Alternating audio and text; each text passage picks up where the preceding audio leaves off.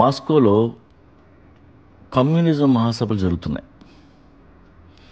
ప్రతిరోజు రాత్రి ఒక ఆయన అక్కడికి వచ్చి అందరికీ కమ్యూనిజం గురించి వివరంగా చెప్తున్నాడు.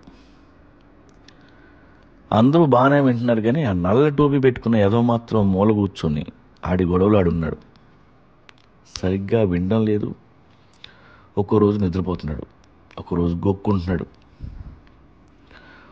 ఈ ఉపన్యాసం ఇచ్చేవాడికి కాలింది. 10 రోజులు చూశాడు. ఆ తర్వాత వాడిని లేపాడు. సార్, ప్రతి రాత్రి ఇక్కడ కమ్యూనిజం గురించి గొంతు చించుకొని అరుస్తున్నాను, మీకేం అర్థమైందో కాస్త చెప్తారా? నల్ల టోపీ తెల్ల మొహం వేసాడు.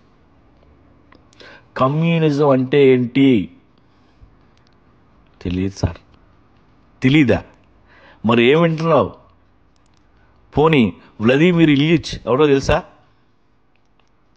తెలియదు సార్. ఇది కూడా తెలీదురా? వ్లాదిమిర్ ఇలియిచ్ అంటే విఐ లెనిన్.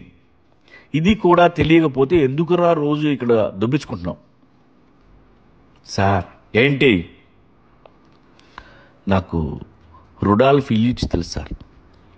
రుడాల్ఫ్ ఇలియిచ్ ఆడేవాడు? నేను ఎప్పుడు ఆ పేరు కూడా వినలా. అప్పుడు నల్ల టోపీ యాదవ సిగ్గుపడుతూ చెప్పాడు, మీరు ప్రతిరోజు ఇక్కడ మహాసభలకు అటెండ్ అవుతుంటే వాడు మీ ఇంట్లోకి అటెండ్ అవుతున్నాడు సార్. మీ ఆవిడతో కుచ్చుకుచ్చుకోతాయి. వాడి పేరే రుడాల్ఫ్ ఇలియిచ్. ఆ మాటిని వీడికి గుండె అయిపోయింది.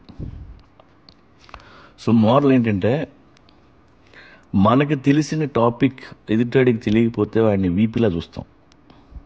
అలా చూడొద్దు. వాడికి ఏం టాపిక్లు తెలుసో వాడికి కూడా మనం వీపీలా కనిపిస్తున్నామేమో.